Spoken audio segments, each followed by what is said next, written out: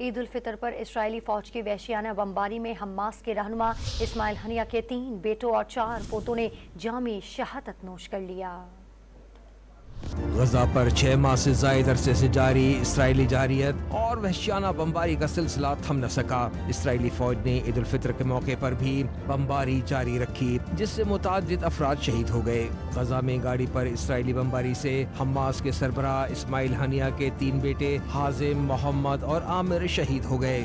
بمباری سے اسماعیل ہنیہ کے 2 پوتے بھی شہید اور 3 زخمی ہوئے۔ ان کی گاڑی کو اس وقت نشانہ بنایا گیا جب وہ غزہ کے الشاطی کیمپ میں اپنے رشتہ داروں سے ملنے کے لیے پہنچے تھے۔ اسماعیل ہنیہ کو اطلاع اس وقت ملی جب وہ دوحہ میں زیر علاج فلسطینی زخمیوں کی عیادت کر رہے تھے۔ انہوں نے الجزیرہ ٹی وی سے گفتگو میں کہا کہ ان کے بیٹوں کا خون دیگر فلسطینیوں کے خون سے زیادہ قیمتی نہیں ہے۔